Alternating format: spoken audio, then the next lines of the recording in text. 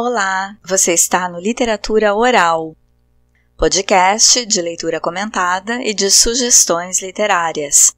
Eu sou Sabrina Siqueira.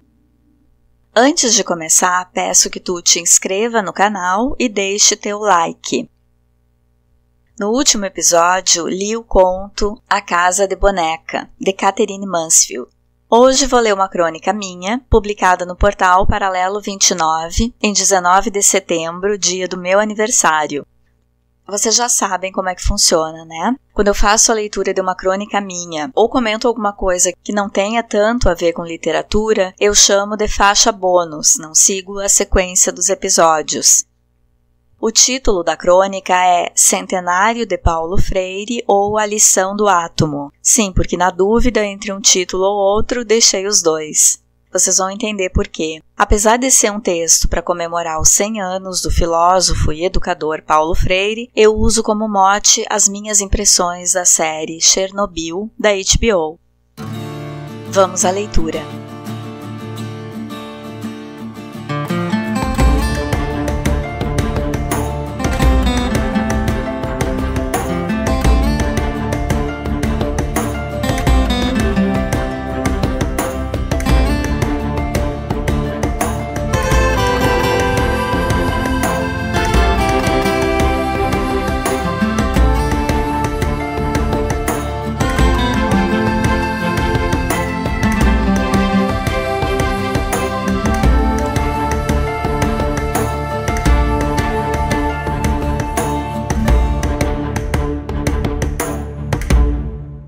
Centenário de Paulo Freire ou A Lição do Átomo.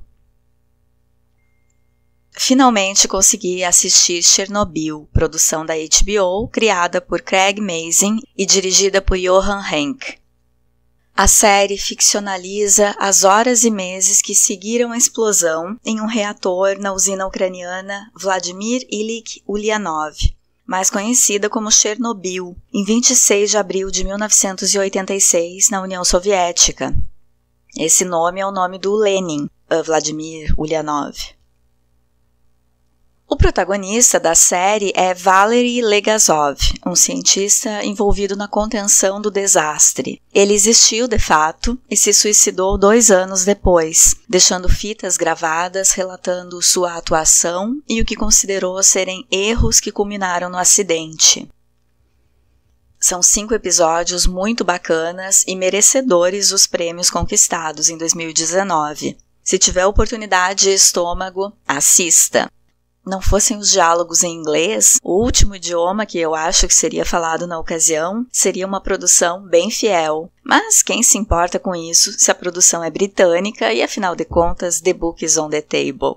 A fotografia prioriza as cores do que, para mim, são a tonalidade da União Soviética: marrom, bege e verde água. Nas cenas em Pripyat, cidade em que fica a usina, há o ruído dos aparelhos que detectam radiação no ambiente, um crepitar chiado de interferência, como das faixas de radiofrequência AM, às vezes baixo, no fundo de um diálogo, às vezes como som principal da cena. O ruído anunciador de morte é a trilha do seriado e nos lembra que tudo que estava lá ficou contaminado: árvores, solo, rios e animais de estimação deixados pelos moradores no abandono dos lares, às pressas. As consequências da explosão teriam sido agravadas, na série e fora dela, pela negligência das autoridades, tardando em isolar a área e pedir ajuda internacional para amenizar as perdas daqueles primeiros meses críticos em termos de contaminação radioativa.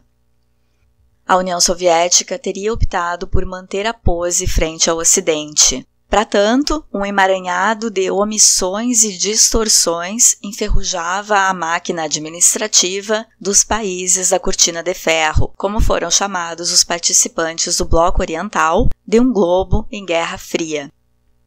A série da HBO sugere que esse grupo estava falido, encenando prosperidade e experimentando penúria, utilizando materiais de baixo custo nas usinas nucleares, geridas por funcionários desinformados ou despreparados, quando não as duas coisas.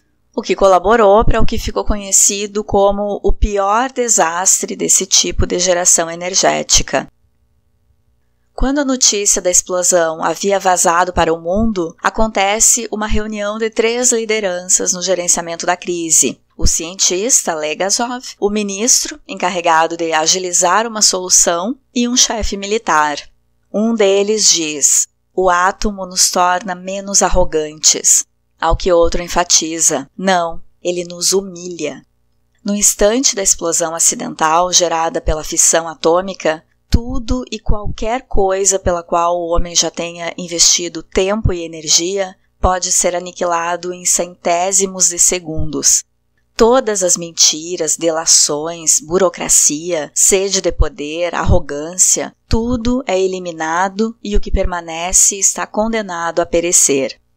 A série termina, desculpa o spoiler, com uma chance que na realidade o mundo não teve tão amplamente: o depoimento honesto das causas dos erros à comunidade científica. Aconteceu, de fato, uma declaração com falas que teriam sido previamente censuradas pelo Comitê de Segurança do Estado, KGB, em uma conferência em Viena, capital da Áustria. A mesma Áustria que nomeou um centro de estudos em homenagem ao educador e filósofo brasileiro Paulo Freire. Por favor, relevem o gancho ruim, mas eu abri o computador para escrever sobre o centenário de Paulo Freire, em 19 de setembro, e acabei me empolgando com Chernobyl. 2 assuntos que não têm nada a ver. Ou têm. Porque os fatores que levaram ao acidente de 1986 e as ideias difundidas por ele são opostos perfeitos. Paulo Freire ganhou notoriedade em muitos países por disseminar uma pedagogia ciente da validade dos saberes relativos do aluno e do mestre, da prática da humildade e da tolerância. Ao expor sua pedagogia de inclusão, Freire encantou a parcela do mundo que aceita escutá-lo com pretensão de resgate humanitário pelo humano. Ele conectou o educar ao mundo das relações humanas, ao mundo como consciência de mundo, porque ensinar e aprender não acontecem separadamente do ser humano e do estar no mundo, que é também o espaço da natureza e do desenvolvimento das tecnologias. Para expressar a essência e a conexão de tais conceitos, recorria ao termo amorosidade, que deve ser lido em sua obra para além de um possível entendimento piegas. Na série, esconder a dimensão do desastre aos olhos de todos parecia ser a filosofia soviética. Muitas pessoas investidas em autoridade representam negacionismo e desprezo pela ciência, além da crença na ilusão de que mentiras repetidas ganham ares de verdade. Um tipo semelhante de contaminação ideológica acomete políticos brasileiros agora, e um dos sintomas é a tentativa do presidente e de seus aliados em desqualificar Freire na sua própria terra, quando outras nações reconhecem a pertinência da obra desse professor. Entre as causas do desastre em Chernobyl está a toxicidade do ambiente individualista em que todos vigiam e são vigiados, do universo da espionagem burocrata e de corrupção. Do outro lado da moeda, o legado de Freire convida a amorosidade como compromisso existencial com o outro, empreendida através de uma pedagogia interessada no desenvolvimento humanitário. A fissão da partícula ínfima, que é um átomo, desestrutura nossas certezas, enquanto a generosidade mobiliza as forças atrativas capazes de sustentar ideias e erguer civilizações, porque se liga ao conceito de ética e priorização da vida. A frieza de um Estado que esquece existir para seus cidadãos se opõe ao conceito de amorosidade, como o autoritarismo se opõe a Paulo Freire. Um é agente do caos, o outro provedor de harmonia. O principal argumento dessa série da HBO é o questionamento de qual é o custo da mentira.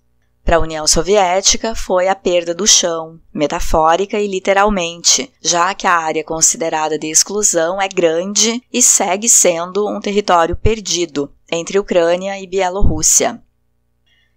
Segundo palavras do próprio líder à época, Mikhail Gorbachev, o acidente catalisou o colapso da União Soviética em 1991.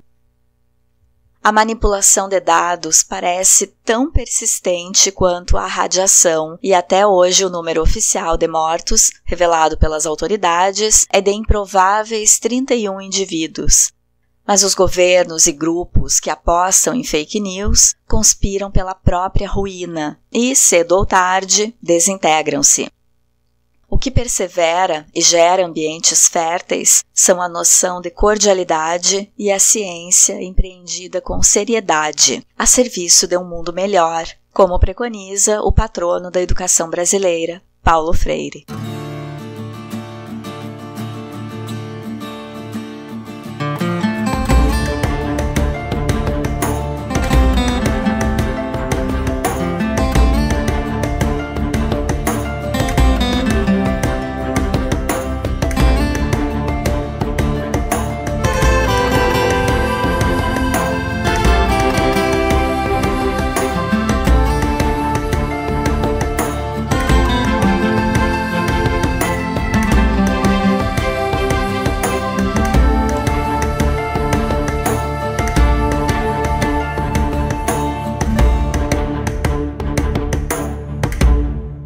Essa foi a minha crônica, Centenário de Paulo Freire ou A Lição do Átomo, publicada em paralelo29.com em 19 de setembro.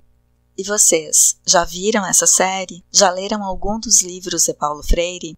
Deixa nos comentários as tuas impressões sobre esses dois assuntos. Por hoje eu fico por aqui. No próximo episódio volto com uma leitura comentada ou sugestão literária. Fiquem bem e até o próximo Literatura Oral.